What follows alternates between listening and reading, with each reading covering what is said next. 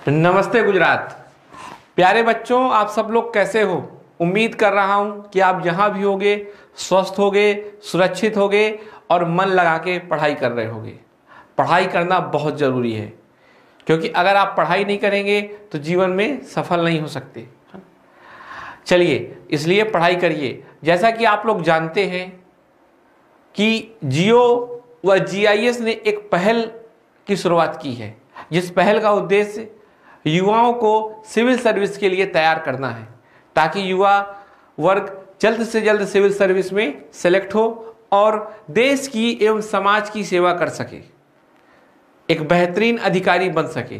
तो इसी क्रम में सबसे पहले मैं जियो को और जीआईएस को धन्यवाद ज्ञापित करना चाहूँगा। इस पहल के लिए जियो के संस्थापक गुरुजी श्री नयन पद्मसागर महाराज जी को व गुरुणी जी मायाना श्री जी को भी मैं धन्यवाद ज्ञापित करना चाहूँगा।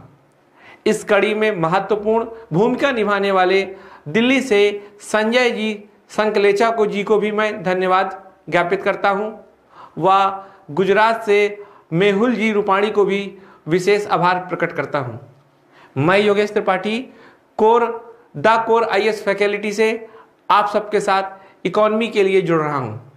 जैसा कि आप लोगों ने पहले की क्लास में पढ़ रखा था कि इकोनॉमी क्या होता है, मैंने इसको बहुत ही बेसिक तरीके से बताया था कि किसी एक स्पेसिफिक एरिया के रिसोर्स का मैक्सिमम यूटिलाइजेशन करना, ताकि वहाँ के लोगों का लिविंग स्टैंडर्ड बढ़ सके, वहाँ के लोग बेहतरीन तरीके से सर्वाइव कर सकें, तो उसको इकोनॉमी कहते हैं। मैंने आपको बताया था कि हर घर में एक इकोनॉमी होती है, हर व्यक्ति की एक इकोनॉमी होती है, हर देश की इकोनॉमी होती है। उसी के बाद मैंने बताया था आप लोगों को कि इकोनॉमी व इकोनॉमिक्स में क्या अंतर है। तो इसका उदाहरण मैंने साइंस और टेक्नोलॉजी के माध्यम से दिया था।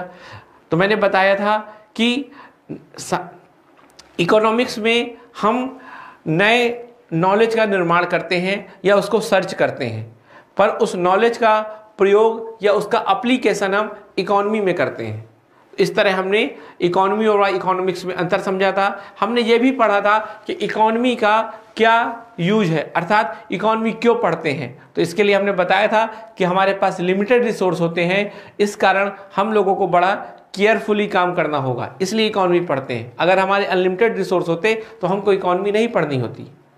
तो इस क्रम में हमने पढ़ा था। आज हम लोग एक बहुत इंपॉर्टेंट टॉपिक पढ़ने जा रहे हैं, बहुत ही शानदार और इंटरेस्टिंग टॉपिक है कि टाइप्स ऑफ इकोनॉमी, अर्थात इकोनॉमी कितने टाइप्स की होती है। इस टॉपिक को समझने के पहले मैं एक आपसे उदाहरण के तौर पे बात करना चाहूँगा कि ये कैसे डिसाइड होता है कि कोई चीज़ कितने टाइप्स की होगी। जैसे मैं आपसे कहूँ कि आप लोग पढ़ रहे हो, उसमें कितने टाइप्स के बच्चे पढ़ रहे हो, तो आप कहोगे ये कैसे डिसाइड होगा। अब आप बताइए, सोचिए। तो फिर मैं कुछ बोलूँगा ना, मैं कहूँगा कि लैंग्वेज के आधार पे आप टाइप बताओ, तो आप कहोगे सर कुछ इंग्लिश मीडियम के बच्चे होंगे और कुछ गुजराती मीडियम के, तो 2 टाइप्स के हो गए। फिर मैं कहूँगा कि और बताओ कितने टाइप्स के, फिर कहेंगे सर आप कैसे बात कर रहे हैं। तो मैं कहूँगा कि चलो जेंडर को बेस मान लो, है ना। तो आप कहोगे सर मेल और फीमेल या थर्ड जेंडर भी हो सकता है ना, तो 3 टाइप्स के बच्चे होंगे। इस तरह आप समझ रहे हैं मेरी बात को। हम लोग कोई एक बेस बनाते हैं, है ना, कोई एक बेस बनाते हैं और फिर उसके आधार पे क्या करते हैं, हम डिसाइड करते हैं। जैसे मैं कहूं कितने टाइप का पेंट होता है, तो आप कहोगे सर कलर के आधार पर डिसाइड करेंगे, तो कई टाइप्स के हो सकते हैं, 100 टाइप्स हो सकते हैं, है ना। तो कलर के आधार पे आप मार्कर का भी डिसाइड कर सकते हैं। तो टाइप्स क्या हो सकते हैं, बेस पे आधारित होते हो। बेस कोई भी हो सकता है। जैसे मैं कहूं हाइट के हिसाब से किस तरह, तो आप हाइट के हिसाब से बता दोगे सर कुछ बच्चे बहुत लंबे हैं, कुछ बच्चे छोटे हैं, तो हाइट के हिसाब से। फिर एज के हिसाब से भी आप कर सकते हो। तो कई तरीके से आप टाइप्स को डिवाइड कर सकते हो। मेरा कहने का ये मतलब था। देखिए, मेरा पढ़ाने का सबसे पहला पर्पज है कि आपका बेसिक बहुत क्लियर हो, क्योंकि मैं बार बार बोलता हूं आपका फाउंडेशन या बेसिक जितना मजबूत होगा आपकी तैयारी उतनी ही अच्छी होगी, है ना। क्योंकि कोई बिल्डिंग का जितना मजबूत फाउंडेशन होगा वो उतनी ही अच्छी बिल्डिंग बनती है। तो चलिए आगे चलते हैं। तो आज हम समझेंगे कि इकोनॉमी के क्या टाइप्स होते हैं, है ना। तो मैंने क्या बताया था, इकोनॉमी के टाइप्स। तो आपको सबसे पहले ये पता करना पड़ेगा हम किस किस बेस पे चर्चा कर रहे हैं। कई तरीके की इकॉनमी हो सकती है, बस आप बेस बदलिए, इकॉनमी आपकी कई तरह की हो जाएंगी। तो चलिए आज हम लोग दो इंपॉर्टेंट टाइप्स को पकड़ते हैं, ठीक, और उसी को पढ़ेंगे क्योंकि एग्जाम के लिए यही रिलेवेंट है। तो सबसे पहले आप देखिए, एक ओनरशिप के बेस पे है ना, ओनरशिप, और दूसरा बेस है डेवलपमेंट। तो इन दोनों बेस के माध्यम से हम पढ़ेंगे। आप पढ़ता ही होगा कि आपने कई बार सुना होगा डेवलपिंग कंट्री, डेवलप्ड कंट्री, है ना। साथ ही आपने ये भी सुना होगा कैपिटलिज्म, सोशलिज्म, मिक्स्ड इकोनॉमी। तो इन सब चीजों को हम पढ़ेंगे, ये सब इसी में आता है। तो चलिए सबसे पहले हम पढ़ते हैं ओनरशिप के बेस पे। अब आपके मन में सवाल आ रहा होगा ये क्या होता है, तो आप ओनरशिप को समझिए। ओनरशिप माने क्या होता है कि एसेट्स पे किसका स्वामित्व होगा, अर्थात उसका मालिक कौन होगा। आपको पता है कि सारे रिसोर्स हैं, है ना, और रिसोर्स को हमें क्या करना है, प्रयोग करना है। और कैसे करना है, इफिशियंसी के साथ। तो आप बताइए कि उस रिसोर्स पे किसी का कंट्रोल तो होना चाहिए, अर्थात उस रिसोर्स का कोई तो मालिक होगा। तो मालिक कौन है, उसका स्वामित्व किसके पास है, उसको कौन ओन कर रहा है, इसके बेस पे इकॉनमी को दो तरीके से बांटा जाता है। पहला होगा, अब आपको ये भी बता दूं कि दो ही टाइप हो सकते हैं स्वामी के, मालिक के, है ना, दो ही तरह के मालिक हो सकते हैं, या प्राइवेट सेक्टर या तो पब्लिक सेक्टर। मतलब या तो निजी लोग या सरकार हो सकती है। तो दो तरीके से होता है। एक होता है अगर ओनरशिप प्राइवेट सेक्टर के पास है तो उसको बोलते हैं कैपिटलिज्म, जिसको पूंजीवाद कहते हैं। और जब ओनरशिप अर्थात जो एसेट्स हैं, ठीक है, जो एसेट्स हैं देश के, अगर उस पे पब्लिक सेक्टर का ओनरशिप होती है तो उसको बोलते हैं सोशलिज्म।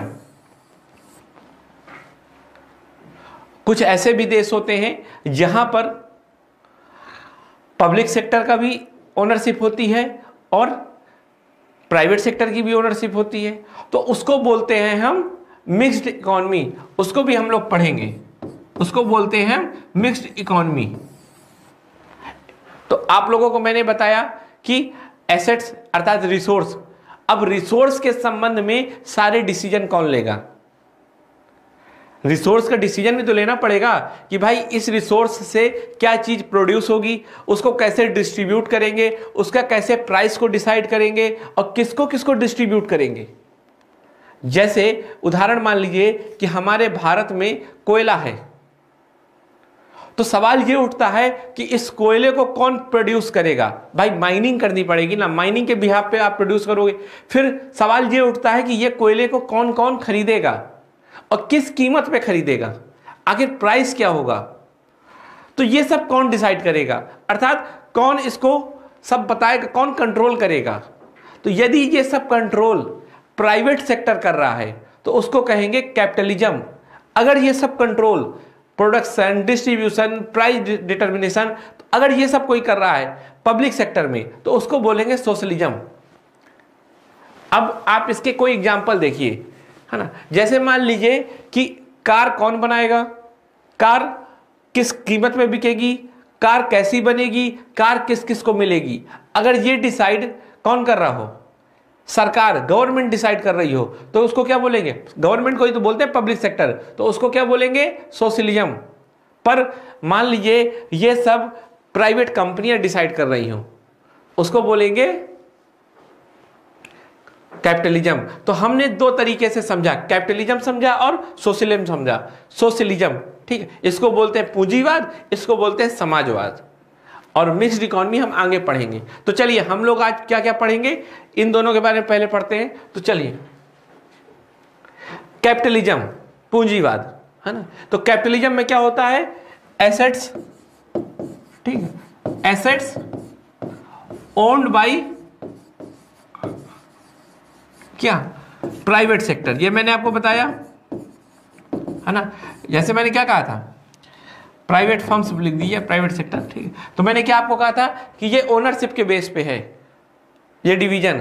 तो इसीलिए सबसे पहले हमने क्या देखा कि प्राइवेट सेक्टर अर्थात कैपिटलिज्म में कौन होता है ओनरशिप, किसके पास होती है ओनरशिप, तो ओनरशिप प्राइवेट सेक्टर के पास होती है।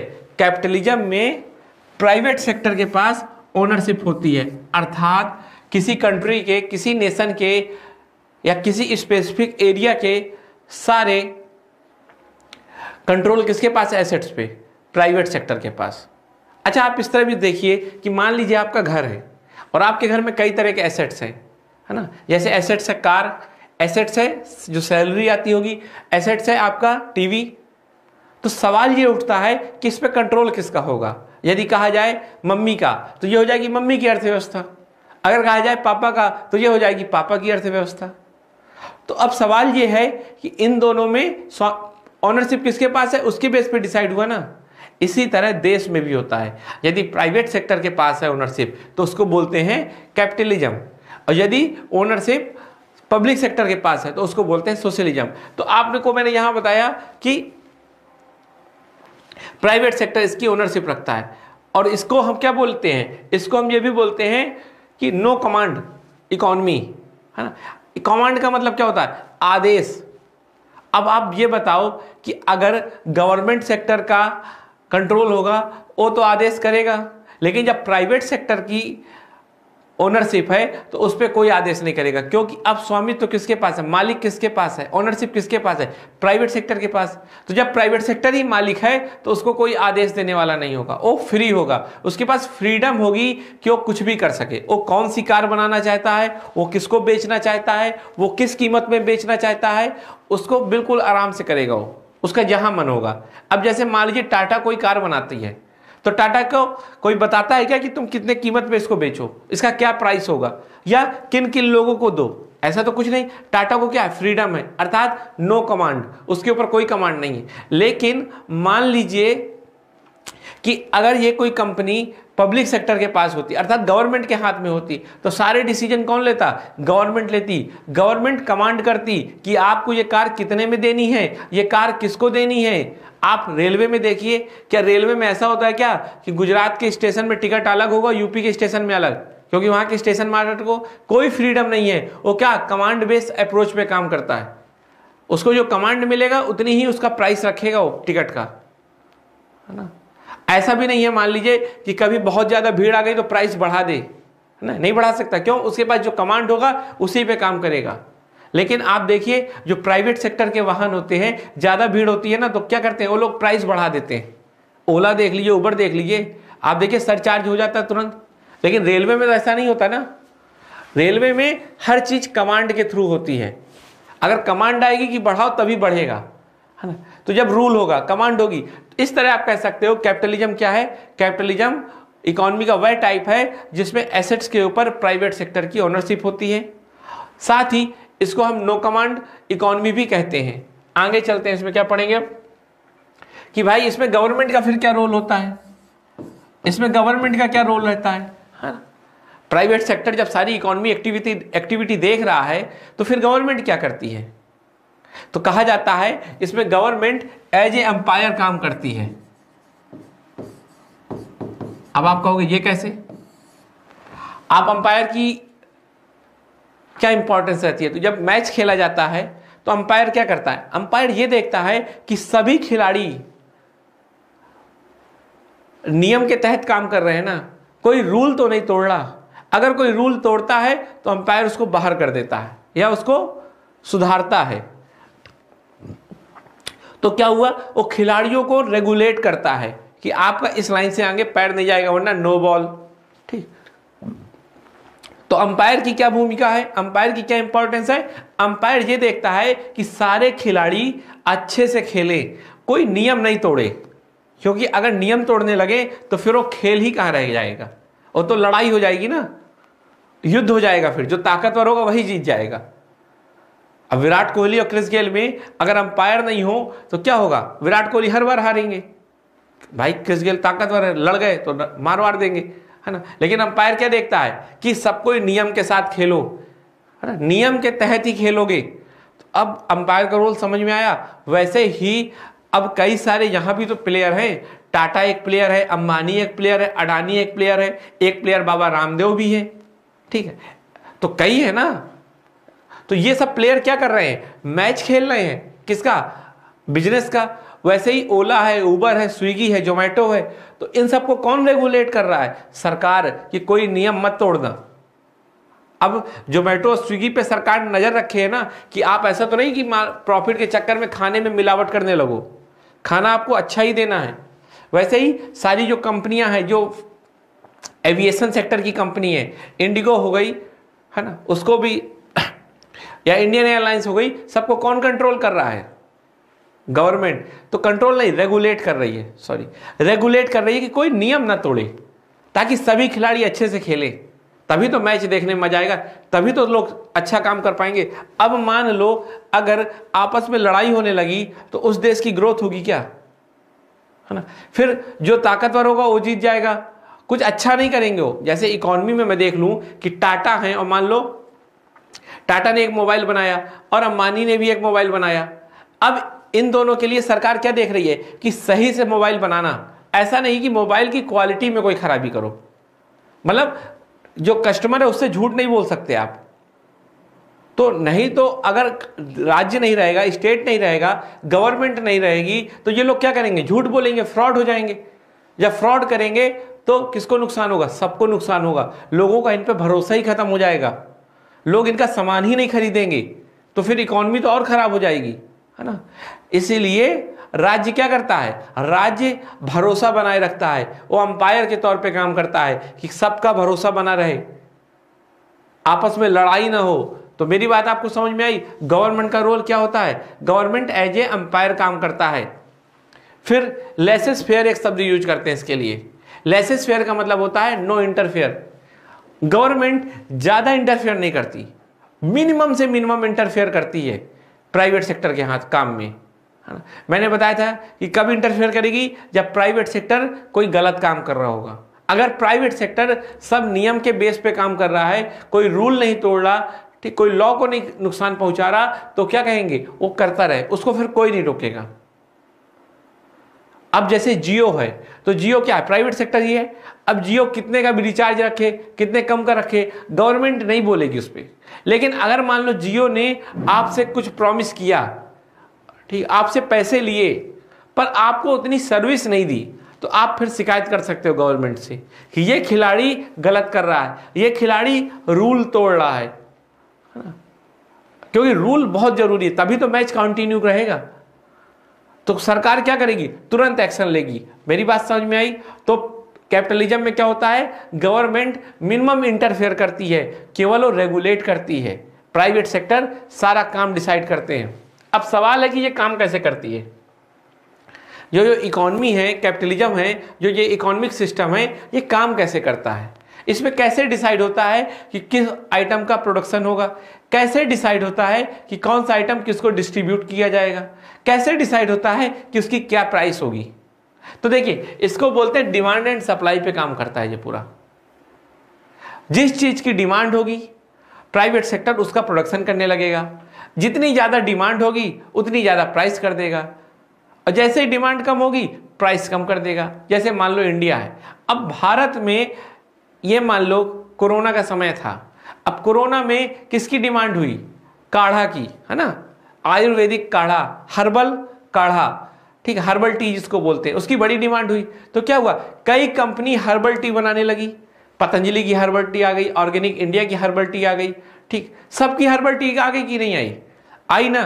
तो ये कैसे हुआ? डिमांड बढ़ा, जितना ज्यादा डिमांड हुआ उसका उतना ज्यादा प्राइस हो गया। सैनिटाइजर भी रख दिया, देखिए आप देख लीजिए, मास्क भी देख लीजिए। तो ये सब कहां से डिसाइड हो रहा है? डिमांड से, सप्लाई से। मेरी बात समझ में आ रही? अब तो इस तरह प्राइवेट इकोनॉमी, या कहा जा सकता है कैपिटलिज्म में, सारा काम डिमांड व सप्लाई से डिसाइड होता है। जिस चीज की डिमांड होगी वो प्रोडक्शन होने लगेगा, डिस्ट्रीब्यूट भी वही होगा जहां पर उसकी डिमांड हो रही हो। मान लो मास्क की डिमांड दिल्ली में ज्यादा है, अगर दिल्ली में ज्यादा है तो मास्क दिल्ली में बेचा जाएगा। तो कहां डिस्ट्रीब्यूट होना है? किसको डिस्ट्रीब्यूट होना है? अब सवाल है किसको होगा? जो उसको खरीद लेगा उसको डिस्ट्रीब्यूट होगा, जिसके पास पैसा होगा लेने के लिए उसी को डिस्ट्रीब्यूट होगा, है ना। तो ये सवाल है, ये सब सवाल कैसे डिसाइड होने? डिमांड व सप्लाई। ऐसे ही काम करती है मार्केट। मार्केट में यही तो होता है, जिसके पास पैसा है खरीद ले, जितना पैसा उतना खरीद ले। और जो चीज की डिमांड ज़्यादा होती है उसकी मार्केट में कीमत भी ज़्यादा हो जाती है। जैसे प्याज की देखिए आप, ओनियन, जब उसकी डिमांड बहुत ज़्यादा होती है, जब शादियाँ होती हैं तो उसकी बहुत डिमांड होती है, जब शादियों का मौसम होता है तो उसकी डिमांड हो जाती है, और जब डिमांड ज़्यादा हो जाती है तो फिर क्या होता है, आप समझ ही रहे हैं, फिर उसकी कीमत बढ़ जाती है, प्राइस बढ़ जाता है। तो कौन डिसाइड कर रहा है, डिमांड व सप्लाई, या इसको कहते हैं मार्केट बेस्ड इकोनॉमी, क्योंकि मार्केट में भी तो यही होता है। तो आपको समझ में आ गया कि प्राइवेट सेक्टर में जब ओनरशिप होती है तो सारा काम कैसे होता है, डिमांड व सप्लाई से डिसाइड होता है। डिमांड क्या है, सप्लाई क्या है, इससे सब कुछ डिसाइड होता है कि किस चीज का प्रोडक्शन होगा, ठीक है, किस चीज का डिस्ट्रीब्यूशन होगा, किसको डिस्ट्रीब्यूशन होगा, साथ में क्या प्राइस होगा। तो ये सब कैसे डिसाइड होता है आपको पता चल गया।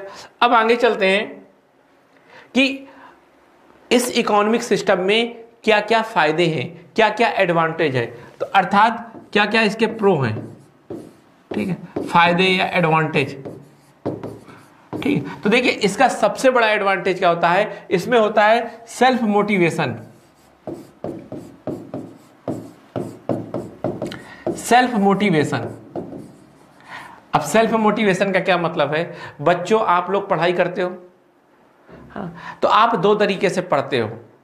एक तो यदि आपके मम्मी पापा आपको डांटते हैं तो पढ़ते हो, या आपको कहते हैं कि आपको ये गिफ्ट मिलेगा तो पढ़ते हो। साथ में आप तब भी पढ़ते हो जब आपको अंदर से लगने लगता है कि मैं पढ़ लूंगा तो मैं क्लास में टॉप करूंगा, क्लास में मेरे अच्छे नंबर आएंगे तो मुझे रिस्पेक्ट मिलेगी, है ना, मुझे प्राइज मिलेगा, मेरी जल्दी गवर्नमेंट जॉब लग जाएगी। तो ये क्या है, दो तरीके से, एक तो है आप एक्सटर्नल रूप से मोटिवेट हो रहे हो, जिसमें पापा मम्मी डांट रहे थे, समझा रहे थे, लेकिन आप एक में सेल्फ मोटिवेट हो रहे हो, जिसमें आपके अंदर खुद से बात आ रही है कि आपको पढ़ाई करनी है। तो आप बताइए बच्चों कौन सा अच्छा होता है ना, जिसमें आपके अंदर से आवाज आ रही हो, क्योंकि पापा मम्मी हर वक्त मोटिवेट नहीं कर पाएंगे। वो मान लो कह के गए पढ़ाई करो, आप कमरे में बैठ के मूवी देख रहे हो, तो इस तरह में कौन सा मोटिवेशन अच्छा होता है, सेल्फ मोटिवेशन। तो वही होता है कैपिटलिज्म में, जो कैपिटलिज्म में खिलाड़ी होते हैं ना, जो इकोनॉमिक प्लेयर होते हैं, जैसे टाटा, अंबानी, अडानी, गूगल, फेसबुक, तो ये सब क्या है, सेल्फ मोटिवेट है। इन्हें पता है कि ये जितना ज्यादा काम करेंगे इनको उतना प्रॉफिट होगा, और ये सब किसके लिए काम करते हैं, ये सब प्रॉफिट के लिए काम करते हैं। तो ये जब प्रॉफिट के लिए काम करेंगे तो सेल्फ मोटिवेट रहेंगे, क्योंकि ज्यादा से ज्यादा प्रॉफिट के लिए काम करते हैं, तो ज्यादा से ज्यादा ये लोग काम करेंगे। तो आपको समझ में आया, तो जब ये सेल्फ मोटिवेट होंगे तो इकोनॉमी तेज काम करेगी, क्योंकि सारे खिलाड़ी खुद के लिए काम कर रहे हैं। मेरी बात समझ में आई। जैसे नॉर्मल क्रिकेट मैच क्या होता है, सारे खिलाड़ी क्यों खेलते हैं, सबका ये उद्देश्य थोड़ी है कि देश जीत जाए, सब ये भी सोचते हैं कि मेरा रिकॉर्ड अच्छा हो जाए। जब सब खिलाड़ियों का रिकॉर्ड अच्छा होगा तो देश हर बार जीतेगा। अगर मान लो ऐसा हो जाए कि सचिन जितने रन बनाए उनका काउंट ही नहीं हो, सचिन, सौरव, मतलब कोई भी खिलाड़ी रन बनाए तो काउंट ही ना हो, आप कितने भी रन बनाओ उससे मैटर नहीं बनता, है ना, आपके 0 ही रन माने जाएंगे, लेकिन आप देश को जिता दो बस। और जब आप रिटायर हो गए तो कहा जाएगा आपके 0 अंक, 0 रन है।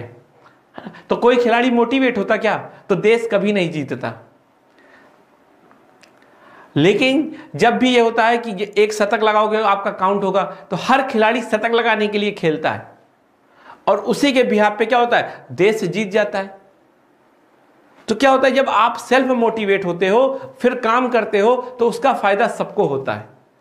अब जैसे आप लोग पढ़ रहे हो सेल्फ मोटिवेट होकर, क्योंकि आपको आईएएस बनना है, तो जब आप आईएएस बनोगे तो उसका फायदा आपके परिवार को भी मिलेगा, आपके समाज को मिलेगा, आपके देश को मिलेगा।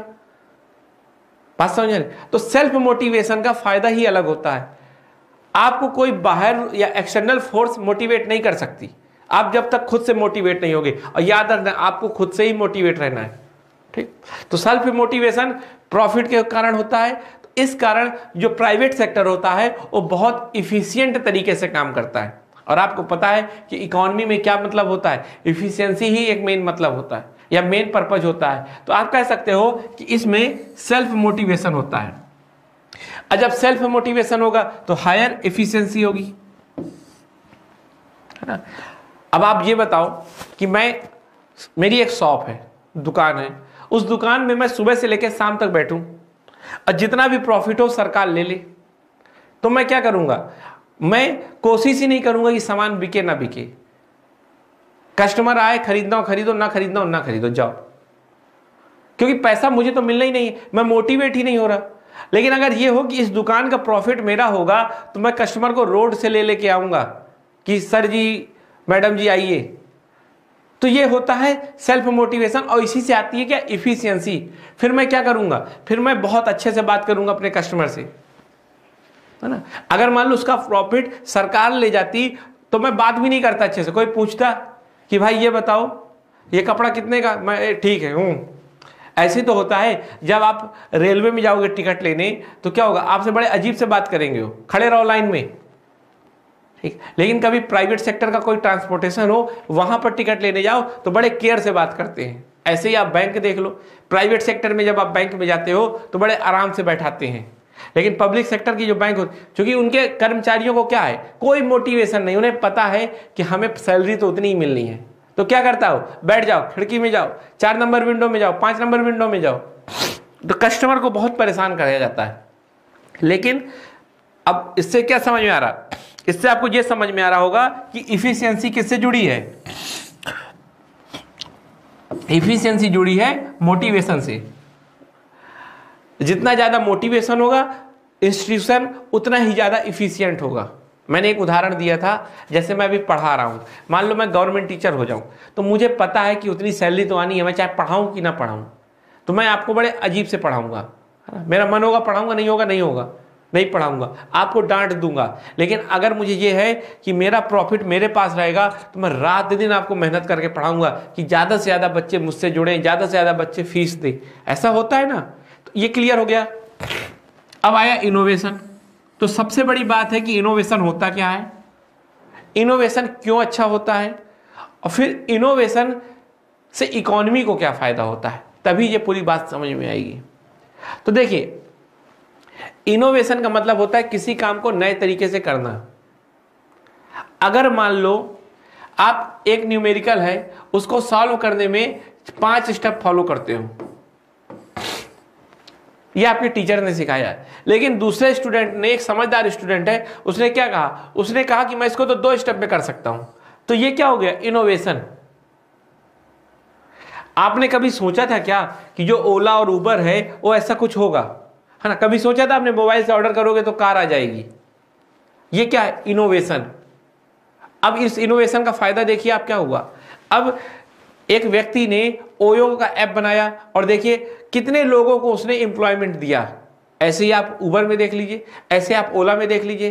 तो इनोवेशन कब आया, इनोवेशन कब आएगा, ये बताइए। इस बच्चे को कहां से मोटिवेशन मिला कि मैं कुछ नया करूं, क्योंकि इसे ये लगा कि मैं जितनी जल्दी स्टेप पे सवाल सॉल्व कर लूंगा उतना मेरे पास समय बचेगा, और मैं दूसरा सवाल भी जल्दी कर लूंगा तो मुझे ज्यादा मार्क्स मिलेंगे, है ना। तो ये मार्क्स से मोटिवेट हो रहा था ना। वैसे ही एक व्यक्ति ने, जिसने ओयो ऐप बनाया, तो क्यों ओयो ऐप बनाया, क्योंकि उसको मोटिवेशन मिला कि मैं अगर इस तरह का कुछ ऐप बना लूंगा तो क्या ज्यादा से ज्यादा लोगों को मैं नौकरी दे पाऊंगा, ज्यादा से ज्यादा मेरी इनकम होगी। क्या होगी, इनकम, अर्थात प्रॉफिट। तो ये सब इनोवेशन क्यों हो रहा है, क्योंकि लोग प्रॉफिट के लिए काम कर रहे हैं, लोगों को इनर मोटिवेशन मिल रहा है ना। अब आपको ये समझ में आ गया कि इनोवेशन से क्या होता है, रोजगार होता है। साथ में देखिए यहां क्या हुआ, यहां 5 स्टेप पे वो काम करता था, अब 2 स्टेप पे काम कर रहा है। केवल किस कारण, इनोवेशन के कारण। और इनोवेशन किस कारण आ रहा है बेटा, इनोवेशन आ रहा है मोटिवेशन के कारण। तो मोटिवेशन से होता है इनोवेशन, और इनोवेशन से क्या आता है, इफिशियंसी। आपको पता है कि अब समय बच गया ना, ये इफिशियंट हो गया। तो ये इफिशियंसी कहां से आ रही है, इनोवेशन से। और इनोवेशन कहां से आ रहा है, मोटिवेशन से। तो आप कह सकते हो कि इनोवेशन आएगा प्रॉफिट से, और उससे क्या होगा, इफिशियंसी आएगी। अब आप देखिए मोबाइल, एक से एक मोबाइल आ रहे हैं रोज। कहां से आ रहे हैं ये मोबाइल इनोवेशन से ही तो आ रहे हैं। कुछ दिनों में एक मोबाइल ऐसा आ जाएगा जो मुड़ सकेगा, फिर वो टूटेगा नहीं। कई लोगों का मोबाइल जेब में टूट जाता है ना, तो मान लो ऐसा हो जाए जो फ्लेक्सिबल हो, तो ज्यादा से ज्यादा वो लोग खरीदेंगे। तो तो ये बताइए फ्लेक्सिबल क्यों बनाया गया? क्योंकि किसी बिजनेसमैन को ये लग रहा था ना दिमाग में कि मैं एक ऐसा फोन बना दूं जो फ्लेक्सिबल हो, तो सब कोई मेरा ही फोन खरीदेंगे, फिर मुझे बहुत प्रॉफिट होगा। तो ये मोटिवेशन था ना, उसने बनाया फ्लेक्सिबल फोन। फिर क्या होगा, लोग वही खरीदेंगे और उससे क्या होगा, अब कम फोन टूटेंगे तो इफिशियंसी बढ़ेगी ना इकोनॉमी की, रिसोर्स कम यूज होंगे। जैसे मान लो एक कार है, वो कार 1 लीटर पेट्रोल में 100 किलोमीटर चलती है, मान लीजिए ऐसा हो, तो लेकिन दूसरा व्यक्ति क्या करेगा, वो ये सोचेगा अगर मैं एक ऐसी कार बना दूं जो 1 लीटर में 200 किलोमीटर चलने लगे तो सारे लोग मेरी कार खरीदेंगे, तो मुझे तो बहुत प्रॉफिट होगा। फिर उसने इस मोटिवेशन में रात दिन काम किया, रात दिन काम करके उसने रिसर्च करके 2 साल में एक कार बना दी, ऐसी कार जो 1 लीटर में अब 200 किलोमीटर चल रही है, 200 किलोमीटर।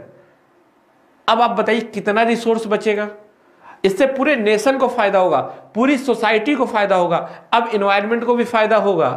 किस कारण, केवल इनोवेशन के कारण, है ना। और इनोवेशन कहां से आता है, मोटिवेशन से। तो आप कह सकते हो इससे इनोवेशन होगा।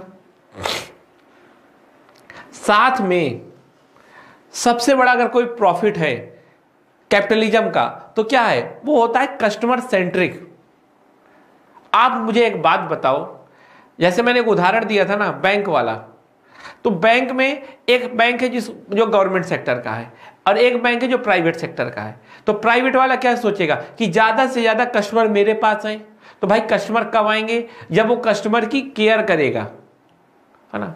तो कस्टमर की इसमें ज्यादा से ज्यादा केयर होती है, कस्टमर के हिसाब से सब कोई काम करते हैं। तो ये कस्टमर सेंट्रिक अप्रोच के साथ काम करता है। आप देखिए, अब प्राइवेट सेक्टर मान लीजिए आपको कोई सामान दे रहा है तो क्या कहेगा, सर जब भी टूट जाए आप वापस कर सकते हैं, इसमें क्या गारंटी है।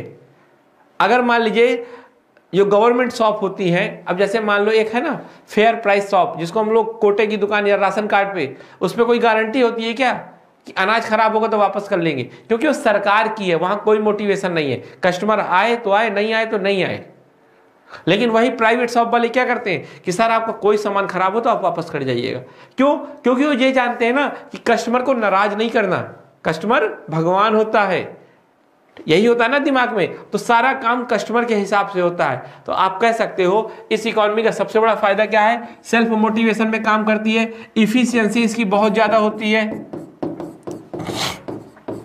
साथ में इसमें इनोवेशन होता है, फिर इसमें कस्टमर सेंट्रिक अप्रोच होता है। ठीक है, तो ये सब बातें आप याद कर लीजिएगा। चलिए अब आगे चलते हैं।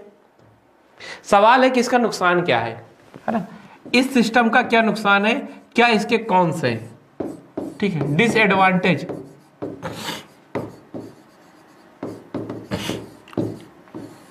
तो देखिए इसका अगर कहा जाए नुकसान का, तो सबसे बड़ा इसका नुकसान क्या है, सबसे बड़ा इसका नुकसान है कि ये ह्यूमन वेलफेयर को माने नहीं रखता, ह्यूमन वेलफेयर को ये इग्नोर करता है। इग्नोर कैसे इग्नोर करता है, अब ह्यूमन वेलफेयर देखिए आपको ये पता होगा ना कि प्राइवेट सेक्टर कोई अपना सामान कब बेचेगा, जब आप उसके पास खरीदने के लिए पैसे देंगे, है ना। यदि आपके पास पैसे नहीं है तो आपको नहीं हो देगा सामान, आप चाहे जितना कहें, है ना। तो ये बताइए हमारी सोसाइटी में क्या सबके पास पर्याप्त पैसे हैं, हमारी सोसाइटी में बहुत से लोग अभी भी बहुत गरीब हैं या कम गरीब हैं। अब ये बताइए आप मुझे, उन लोगों को अगर कैपिटलिज्म होगा सोसाइटी, अगर कैपिटलिज्म इकोनॉमी होगी तो क्या बताइए उनको सामान मिलेगा, उनको नहीं मिलेगा। जैसे मान लो अगर कोरोना की वैक्सीन आती है और कोरोना की वैक्सीन अगर प्राइवेट सेक्टर बेचे तो प्राइवेट सेक्टर ज्यादा से ज्यादा प्रॉफिट के लिए बेचेगा, तो क्या करेगा, महंगी करेगा। जब उसको बहुत महंगी करेगा तो उसको सोसाइटी का एक बहुत बड़ा हिस्सा खरीद नहीं पाएगा, और जब सोसाइटी का एक बहुत बड़ा हिस्सा नहीं खरीद पाएगा तो कैसे ह्यूमन वेलफेयर होगा, नहीं होगा ना। केवल कुछ लोगों का वेलफेयर होगा बस, जिनके पास पैसा है, बाकी सब कोई बेचारे बिना वैक्सीन के ही रह जाएंगे। ऐसे ही आप एजुकेशन सिस्टम देख लो, अगर मान लो सर गवर्नमेंट स्कूल ना होते तो कितने लोगों को एजुकेशन मिलती, बहुत कम लोगों को एजुकेशन मिलती। आप समझ में आ रहा है? इसी तरह हेल्थ को देख लो, अगर गवर्नमेंट हॉस्पिटल ना होते तो बहुत से लोग बीमार रहते, है ना, क्योंकि बेचारों के पास पैसा ही नहीं होता, और जिसके पास पैसा होता केवल वही इलाज कर पाता। इस तरह यह कहा जा सकता है कि इस इकोनॉमिक मॉडल में ह्यूमन वेलफेयर इग्नोर कर दिया जाता है, केवल यह सोचा जाता है कि जिसके पास पैसा है उसको हम सर्विस या कमोडिटी प्रोवाइड कराएं। यह इसकी सबसे बड़ी समस्या है। फिर इसमें इनइक्वालिटी बहुत बढ़ती है। इनइक्वालिटी क्या होती है? मतलब जो आदमी गरीब है वो और गरीब होता चला जाएगा, जो अमीर है वो और अमीर होगा। कैसे? समझिए आप इस बात को, जब सारा काम प्रॉफिट के लिए करेंगे ये लोग, है ना, तो चीजें महंगी होंगी बहुत, तो गरीब आदमी की जेब से और पैसा चला जाएगा, और पैसा कहां जाएगा? अमीर के पास। तो अमीर और अमीर हो जाएगा, गरीब और गरीब हो जाएगा, है ना।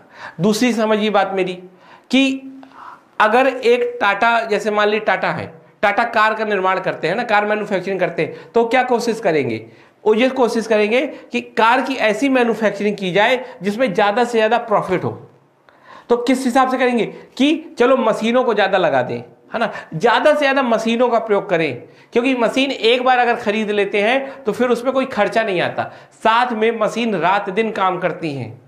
वही दूसरी ओर जो मजदूर होंगे, जो लेबर ग्रुप होगा, वो क्या है, रात दिन तो काम नहीं कर पाएगा, साथ ही साथ उसके काम में थोड़ी धीमापन भी होगा। तो टाटा अगर प्राइवेट सेक्टर है मान लीजिए, और उसको ज्यादा से ज्यादा प्रॉफिट के लिए काम करना है, तो ज्यादा से ज्यादा मशीनों को लगाएंगे, है ना। जब मशीनों को लगाएंगे तो क्या होगा? अनएम्प्लॉयमेंट बढ़ेगा, अर्थात बेरोजगारी बढ़ेगी। अब मान लीजिए आपने कोई कार खरीदी, आपने पैसा दिया, ठीक, वो पैसा किसके पास गया? टाटा के पास चला गया। अब टाटा उस पैसे को पूरा अपने पास रख लेंगे, क्योंकि मशीनों को तो सैलरी देनी नहीं है, तो पूरा पैसा वो रख लेंगे। तो किसके पास पैसा ज्यादा हो गया? टाटा के पास। अगर यही मान लीजिए वहां पर कुछ मजदूर काम कर रहे होते तो टाटा उनको सैलरी देते, जब सैलरी उनको मिलती तो क्या होता? पैसे का डिस्ट्रीब्यूशन होता ना। लेकिन अब कोई डिस्ट्रीब्यूशन नहीं हो रहा, एक ही दिशा में पैसा जा रहा है। तो क्या होगा? अमीर अमीर होता जाएगा, गरीब गरीब होता जाएगा। मान लीजिए किसी के पास थोड़ी बहुत पैसा है, बीमार हो गया, वो सारा पैसा कहां दे आएगा? हॉस्पिटल में दे आएगा, तो हॉस्पिटल का मालिक अमीर होता चला जाएगा। ठीक, तो इस तरह कहा जा सकता है कि इसका सबसे बड़ा डिसएडवांटेज क्या होता है? ह्यूमन वेलफेयर ना होना, अनएम्प्लॉयमेंट होना, अनइक्वलिटी होना, या माल प्रैक्टिस होना। अब माल प्रैक्टिस मतलब क्या है? जैसे भ्रष्टाचार। अब मान लीजिए कोई भी प्राइवेट सेक्टर है, वो प्रॉफिट के लिए काम करेगा, तो जब प्रॉफिट के लिए काम करेगा तो क्या करेगा? कुछ बहुत गलत काम भी करने को प्रेरित होगा, क्योंकि उसे ज्यादा से ज्यादा प्रॉफिट चाहिए। तो ये भी एक समस्या है। इसकी एक ये समस्या है कि इसमें मोनोपोली हो सकती है। मोनोपोली मतलब किसी एक का अधिकार, और जब किसी एक का अधिकार हो जाता है ना, तो फिर वो क्या करने लगता है? तानाशाही। जैसे मान लो इस समय कहा जा रहा है कि धीरे धीरे टेलीकॉम सेक्टर में जियो की मोनोपोली आ रही है। तो आप देखो, जियो ने पहले सस्ता रखा था, अब और महंगा कर दिया, अब उससे ज्यादा और महंगा कर देगा। क्यों? क्योंकि उसको पता है ना कि सारे लोग मेरे ही पास आएंगे, और कोई आपके पास अल्टरनेटिव नहीं कि आप किसी की सिम खरीद पाओ। तो जब सबको मेरी ही सिम लेनी है तो मैं कितना भी उसका प्राइस बढ़ा दूं, लोगों को मजबूरन लेना पड़ेगा। तो क्या होगा? ये कस्टमर का एक्सप्लॉयटेशन कर सकते हैं एक लेवल पे आने के बाद, जब इनको मोनोपोली हो जाएगी। आप देखिए लगातार जियो के रिचार्ज बढ़ रहे हैं, तो इसीलिए है ना ये सब। तो मेरी बात आपको समझ में आई? हमने यहाँ कैपिटलिज्म को अच्छे से समझा। चलिए अब उसके बाद चलते हैं सोशलिज्म। अब इसको बहुत सरल भाषा में जल्दी पढ़ लेंगे अगर आपने कैपिटलिज्म पढ़ा, क्योंकि जो कैपिटलिज्म के नुकसान थे वो इसके बेनिफिट होंगे या एडवांटेज होंगे, और जो कैपिटलिज्म का फायदे थे वो इसके नुकसान होंगे। समझते हैं कैसे? अब जैसे सोशलिज्म क्या है, तो पहले तो ये समझ लेते हैं। सोशलिज्म में वह इकोनॉमिक सिस्टम होता है जिसमें जितने भी एसेट्स होते हैं उस पर कंट्रोल गवर्नमेंट का होता है, या कहिए स्टेट का होता है ना। वही बात हुई, स्टेट का हुआ, गवर्नमेंट का हुआ, ठीक, या पब्लिक सेक्टर का होता है। तो क्या कहा जाएगा? इसको कमांड इकोनॉमी भी कही जाएगी, क्योंकि इसमें सारा काम कमांड से होता है, जो सरकार कह देगी वही होगा। अब गवर्नमेंट स्कूल के बारे में कितनी फीस होगी, अगर ये सरकार ने बोल दिया तो वही फीस सारे स्कूलों में होगी। ऐसा नहीं कि सब कुछ अलग अलग हो, किसी को कोई फ्रीडम नहीं होगी, सारा काम सरकार के नियमों के अनुसार करना होगा। तो इसको बोलते हैं कमांड इकोनॉमी। फिर हाउ टू वर्क, ये काम कैसे करता है, अर्थात इसमें कैसे डिसाइड होता है कि किस चीज का प्रोडक्शन होगा, है ना, क्या किस तरह का डिस्ट्रीब्यूशन होगा और क्या प्राइस होगा। तो ये सारा काम कौन डिसाइड करता है, ये सारा काम सोशलिज्म में गवर्नमेंट डिसाइड करती है। गवर्नमेंट डिसाइड करती है कि क्या प्रोडक्शन होगा, कैसे डिस्ट्रीब्यूशन होगा और क्या प्राइस होगा। जैसे मान लो अगर भारत में सारा जो एग्रीकल्चर लैंड है, एसेट्स है, अगर उसमें गवर्नमेंट का कंट्रोल होता तो क्या होता है, इसको आप क्या बोलते हैं, सोशलिज्म, है ना। अगर गवर्नमेंट का होता तो सारा सब डिसाइड कौन करता, गवर्नमेंट। फिर गवर्नमेंट डिसाइड करती कि आप गेहूं करेंगे कि चावल पैदा करेंगे, है ना, मतलब राइस होगा कि पल्स होंगे या सब्जी में क्या होगा, ये सब कौन डिसाइड करता, ये सब गवर्नमेंट डिसाइड करती। साथ में गवर्नमेंट ये भी डिसाइड करती कि किसको किसको ये डिस्ट्रीब्यूट होगा। ऐसा नहीं है कि कोई अपने आप से बेच देता, फिर तो सारे किसान गवर्नमेंट जो कहती वही करते ना। अगर सारे लैंड में गवर्नमेंट का अधिकार होता, सोशलिज्म में तो यही है कि सारे एसेट्स में किसका मालिकाना हक है, किसके पास ओनरशिप है, गवर्नमेंट के पास। तो गवर्नमेंट डिसाइड कर देती कि भाई ये इस स्टेट के लोग केवल राइस उगाएंगे और राइस खाएंगे, बस इस स्टेट के लोग ये करेंगे ये। अभी तो ऐसा नहीं है, क्योंकि अभी प्राइवेट सेक्टर के पास है। पर अगर सोशलिज्म होता और सारी लैंड गवर्नमेंट के ऑनरशिप में होती तो क्या होता, ऐसे ही होता ना। और फिर प्राइस भी सब कौन डिसाइड करता, प्राइस भी गवर्नमेंट डिसाइड करती। मैंने बताया था कैपिटलिज्म में सप्लाई व डिमांड से डिसाइड हो रहा था, पर इसमें क्या बोलते, इसमें बोलते कि सारी चीजों का निर्णय, सारा कंट्रोल गवर्नमेंट करती, सब कुछ गवर्नमेंट करती, है ना। इसीलिए इसके प्राइस को बोला जाता है एडमिनिस्ट्रेटिव प्राइस, है ना। सब चीज, जैसे आप कुछ उदाहरण देखो, जैसे रेलवे का टिकट कौन डिसाइड करता है, गवर्नमेंट। उसमें ऐसा नहीं है ना कि यूपी की या मान लीजिए कोई रेल है वो किसी के मन से चल रही है, उसका मान लीजिए चला दिल्ली जाने वाली रेल की कीमत ज्यादा है, ठीक, मुंबई जाने वाली रेल की कीमत कम है। क्यों, क्योंकि ये अलग अलग लोग डिसाइड कर रहे होते। अगर प्राइवेट सेक्टर होता, मान लीजिए फ्यूचर में ट्रेन टाटा की चलने लगे, एक ट्रेन अडानी की चलने लगे, तीसरी ट्रेन अंबानी की चलने लगे। अगर इन ट्रेनों को अलग अलग चलाएंगे तो अलग अलग कीमत रखेंगे, सबकी अलग अलग प्राइस होगा। ये प्राइस कौन डिसाइड कर रहा था, ये लोग स्वतंत्र होकर डिसाइड कर रहे थे। लेकिन जब ये गवर्नमेंट सेक्टर में है तो कौन डिसाइड करेगा, गवर्नमेंट डिसाइड करेगी, ना कि कोई फ्री होकर डिसाइड करेगा। तो सारी चीजों का कौन डिसाइड कर रहा है, मूल्य, गवर्नमेंट। तो इसको क्या बोलेंगे, ये कैसे काम करता है, इसमें प्रोडक्शन, डिस्ट्रीब्यूशन व प्राइस सब के बारे में गवर्नमेंट डिसाइड करती है। आगे चलते हैं कि इसके क्या क्या प्रो हैं, आखिर क्या क्या इसके एडवांटेज हैं। तो इसके वही एडवांटेज हैं जो कैपिटलिज्म के डिसएडवांटेज थे। तो सबसे पहला क्या होगा, इसमें ह्यूमन वेलफेयर होगा। इसमें यह नहीं देखा जाएगा कि किसके पास पैसे हैं, यह देखा जाएगा कि किसको कितनी जरूरत है। यदि लगता है कि किसी को कोरोना वैक्सीन की जरूरत है तो उसको फ्री में दी जाएगी या न्यूनतम या मिनिमम प्राइस पे दी जाएगी। क्यों, क्योंकि ये प्रॉफिट के लिए नहीं काम कर रहा, ये ह्यूमन वेलफेयर के लिए काम कर रहा है। मेरी बात समझ में आई। तो इसमें क्या आपको कहा जाएगा कि ह्यूमन वेलफेयर होगा। आप स्कूल देखिए, जो गवर्नमेंट स्कूल है उसका क्या उद्देश्य होता है, सारे बच्चों को एजुकेशन मिले, वो भी क्वालिटेटिव एजुकेशन। वो प्रॉफिट के लिए काम नहीं करती। तो जब गवर्नमेंट सब काम करेगी तो क्या वो प्रॉफिट के लिए नहीं काम करेगी, वो किसके लिए काम करेगी, वो काम करेगी ह्यूमन वेलफेयर के लिए। वो स्कूल, वो हेल्थ इंस्टीट्यूशन, है ना, वो सारा काम किसके लिए करेगी, पब्लिक के लिए। जैसे आप देखिए रेलवे में टिकट कितना सस्ता होता है। क्यों सस्ता होता है, क्योंकि वो गवर्नमेंट के अंदर पे आ रहा है, उसका मालिक कौन है? सरकार है। सरकार प्रॉफिट के लिए नहीं काम करती, सरकार काम करती है कि आपका ज्यादा से ज्यादा कैसे वेलफेयर हो। इसमें इक्वालिटी भी बढ़ेगी, इक्वालिटी बढ़ेगी, आपको पता है, जैसे मैंने उसमें बताया था कैसे इक्वालिटी कम होगी, इसमें समझ जाइएगा कैसे बढ़ेगी। फिर मैंने बताया था इसमें रिडक्शन ऑफ पॉवर्टी होगी, गरीबी कम होगी। क्यों? क्योंकि सरकार ये नहीं कहेगी ज्यादा से ज्यादा मशीनें लगाओ, सरकार कहेगी ज्यादा से ज्यादा लोगों को रोजगार दो।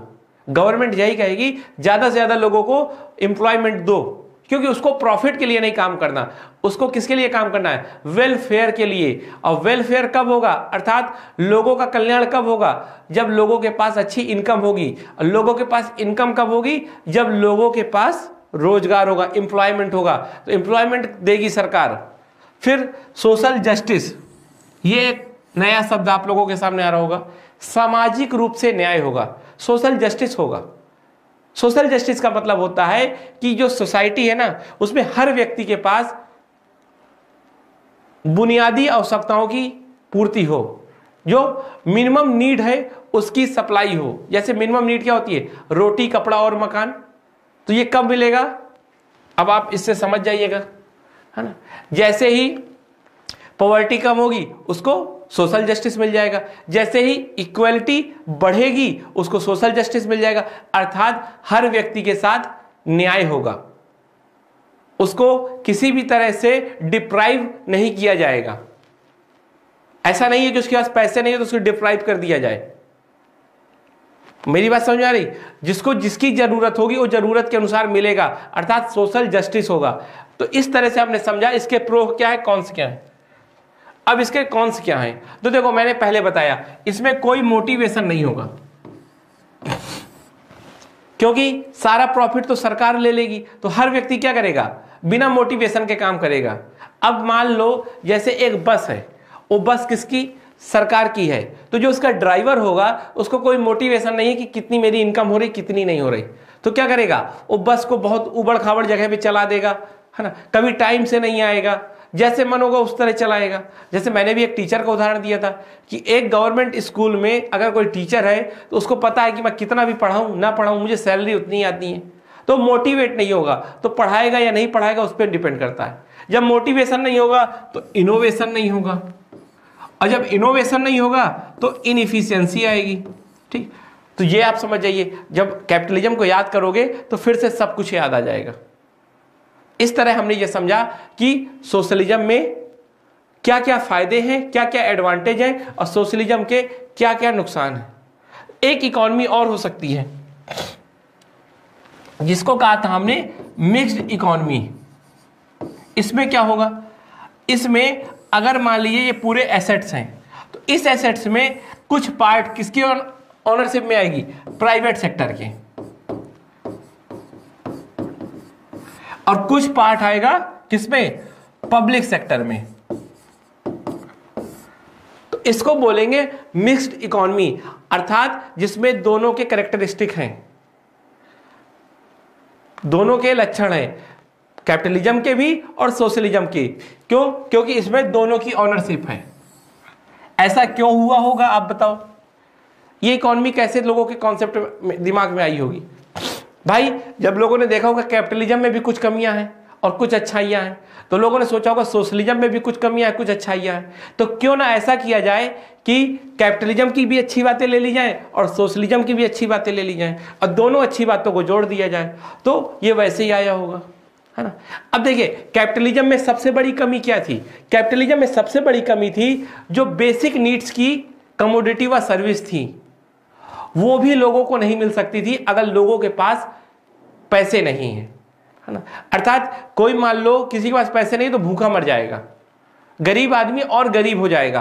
तो ऐसा कर दे कि जो बेसिक नीड है उसको पब्लिक सेक्टर के पास रखा जाए, जैसे हेल्थ, जैसे एजुकेशन, जैसे फूड, है ना।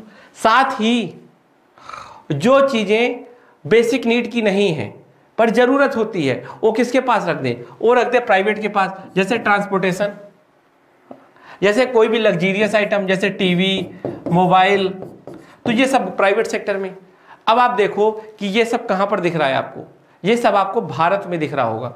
इंडिया में ऐसे ही होता है। इंडिया में देखो आप कि हेल्थ देखो आपको कहाँ मिलेगा, ज़्यादातर हेल्थ पब्लिक सेक्टर में, एजुकेशन आपको public sector, food agriculture public sector. इसमें भी कुछ अपवाद हो सकते हैं, ठीक है, कुछ एक्सेप्शन हो सकते हैं, पर आप मेनली देखो यही है ना। साथ ही आप देखो कि कोई पब्लिक सेक्टर की कंपनी है जो मोबाइल बनाती है, नहीं ना, प्राइवेट सेक्टर, ठीक। अब आप देख लो यहाँ सब क्या होगा, ट्रांसपोर्टेशन भी लगभग जो बुनियादी ट्रांसपोर्टेशन है, जो बेसिक नीड्स है जैसे रेलवे, वो देखिए पब्लिक सेक्टर ने रखा है, लेकिन बाकी ट्रांसपोर्टेशन किसके पास है, प्राइवेट सेक्टर के पास। तो इस तरह हमने एक नया मॉडल बनाया जिसको कहा गया मिक्स्ड इकोनॉमी। आज की डेट में लगभग सभी देश इसी को फॉलो कर रहे हैं, क्योंकि कोई देश नहीं चाहता कि अगर पूरा कैपिटलिज्म ले, ठीक, तो सोशलिज्म के फायदे को इग्नोर नहीं करना चाहता। वो ये चाहता है कि सोशलिज्म के भी फायदे रहे, कैपिटलिज्म के भी फायदे रहे, तो वो मिक्स्ड इकोनॉमी के तौर पर काम कर रहा है। तो मेरे दोस्तों, आज हमने टाइप्स ऑफ इकोनॉमी पढ़ा, जिसमें हमने सबसे पहले पढ़ा कि किस बेस पे हम टाइप्स कर रहे हैं, डिसाइड कर रहे हैं। अच्छा, अभी एक चीज छूट गई, उसको भी पढ़ लेते हैं। ठीक ठीक ठीक।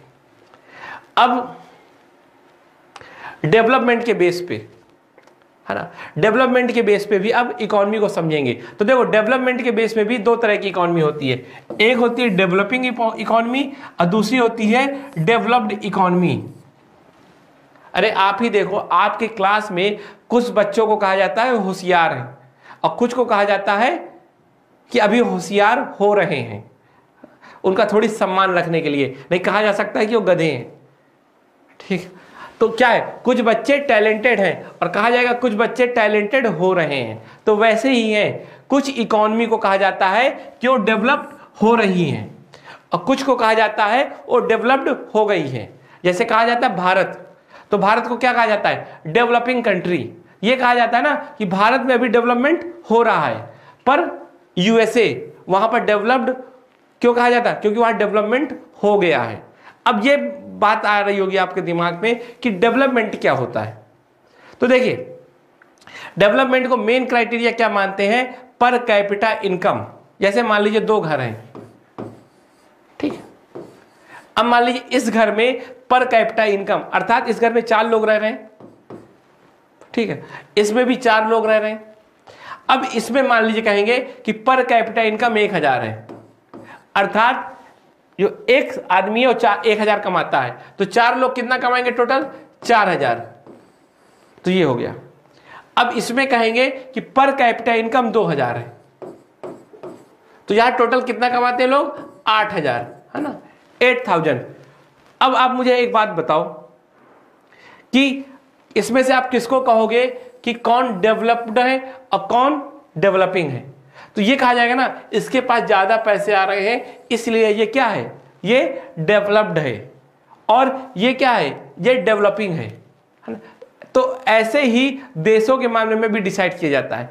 जिस देश में पर कैपिटा इनकम कम होता है उसको कहते हैं डेवलपिंग कंट्री, और जिस देशों में ज्यादा पर कैपिटा इनकम होता है उसको बोलते हैं डेवलप्ड कंट्री। अरे आपको बच्चों का उदाहरण दिया था ना, तो ये मार्कशीट समझ लीजिए, जिस बच्चे के अभी कम नंबर आ रहे हैं, कम मार्क्स आ रहे हैं, उसको कहेंगे डेवलपिंग कंट्री। और जिसके अच्छे मार्क्स आने लगे, जैसे मान लीजिए किसी के 50% से 70% के बीच में है, तो इनको कहेंगे डेवलपिंग कंट्री। और मान लीजिए किसी के 70 के ऊपर आ रहे हैं तो क्या कहेंगे, डेवलप्ड कंट्री, है ना। समझ में आया बच्चों। तो इस तरह ये डिसाइड होता है। अब देखिए, डेवलपिंग कंट्री में क्या होगा, जो डेवलपिंग कंट्री होगा वहां के लोगों के जो लाइफ का स्टैंडर्ड होगा वो थोड़ी कम होगा, जो उनका लिविंग स्टैंडर्ड होगा वो थोड़ी कम होगा। लेकिन जो डेवलप्ड कंट्री होंगे उनका लिविंग स्टैंडर्ड ज्यादा होगा। लिविंग स्टैंडर्ड का मतलब उनको अच्छा एजुकेशन मिल रहा होगा, उनको गुड क्वालिटी की हेल्थ सर्विस मिल रही होगी, उनको गुड क्वालिटी की ट्रांसपोर्टेशन मिल रहा होगा, अर्थात उनकी जो लाइफ होगी उसकी क्वालिटी ज़्यादा होगी। लेकिन जो डेवलपिंग कंट्री होंगी उनकी जो लाइफ की क्वालिटी होगी अभी वो इम्प्रूव हो रही होगी। ये सब तो आप मूवी में देखते हो, आप देखते होगे जब बॉलीवुड की मूवी, तो उसमें एक ट्रक चल रहा होगा जो बड़े धीरे धीरे चल रहा होगा, बीच में उसमें एक मोटा सा आदमी चला रहा होगा, है ना। लेकिन जब आप देखोगे कोई हॉलीवुड मूवी तो उसमें देखोगे कितनी तेजी से ट्रक चला जा रहा होगा, रोड बहुत अच्छी होगी, है ना। तो ये अंतर दिखा ना आपको, ये डिफरेंस दिखा। तो यही अंतर होता है डेवलप्ड और डेवलपिंग कंट्री में। मेरी बात समझ में आ रही है आप लोगों को? तो एक बार सब कुछ आप ब्रीफ कर लीजिए और उसको कागज में नोट डाउन कर लीजिए, और जो भी आपको समझ में ना आ रहा हो उसको जरूर पूछ लीजिएगा, परेशान मत होइएगा। मेरा प्रयास रहेगा कि मैं आपको सब बातें बहुत सरल से सरल तरीके में समझा दूं। धन्यवाद दोस्तों।